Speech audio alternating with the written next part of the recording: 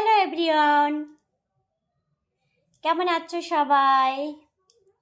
তো এই কাজবাজ শেষ হলো, স্নান টান করে এলাম। আজকে বাইরের ওয়েদার একদমই বাজে, কোনো রোদ নেই, বৃষ্টি হচ্ছে আর তোমার মেঘলা আকাশ পুরো। তো ছেলেকে একটু নখ কেটে দিচ্ছি, সাবান করালাম, শ্যাম্পু করালাম, চুল কাটলো।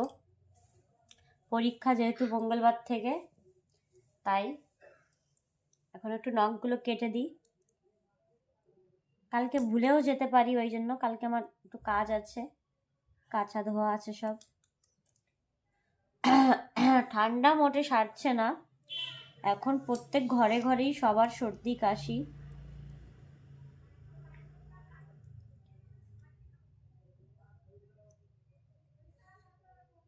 এটা হচ্ছে কি বলতো, এই মেঘলা আকাশটা কেন, ঠান্ডা পড়বে ওই জন্য হচ্ছে এই অবস্থা।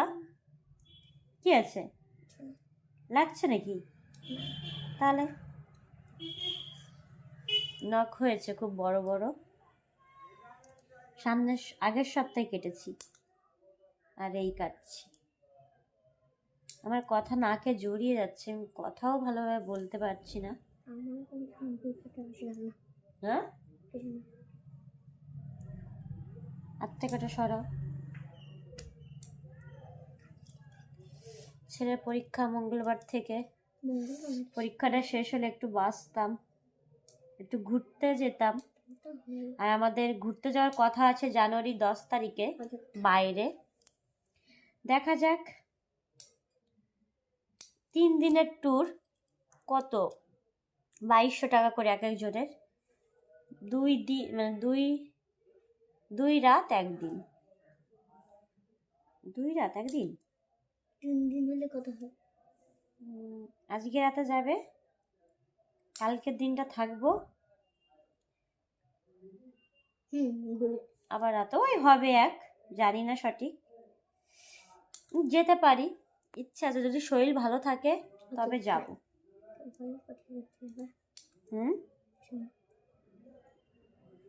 আর কোথায় যাব সেটা পরে জানাবো। আমার ছেলে আবার বড় হয়ে গিয়েছে, এখন আবার 3টে টিকিট কাটতে হবে, মানে 3 জনের দিতে হবে, কারণ ওর সিট লাগবে। এতদিন তো আমাদের 2টো সিট নিতাম, ও বসে যেত। এখন বড় হয়ে গিয়েছে, এখন তো 3 জনের 3টে সিটই লাগবে, তাই না?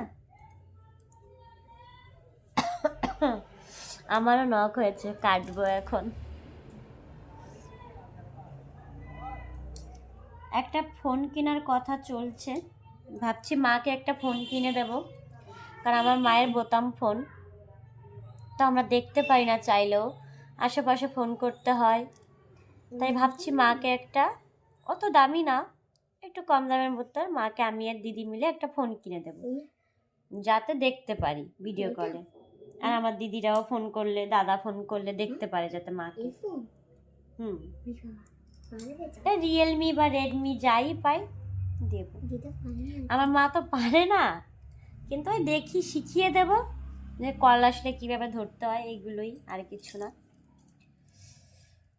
এবার আমারগুলো কাটি। আমার হাতে দেবো, দাঁড়া, ওটা সরাও।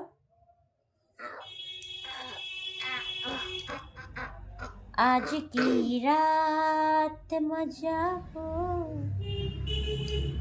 কালকে রাতে আমরা বাইরে থেকে খাবার এনে খেয়েছি, ঘুরতে গিয়েছিলাম, অনেক মজা করেছি কালকে। গাড়ি নিয়ে কালকে ঘুরে বেরিয়েছি শুধু।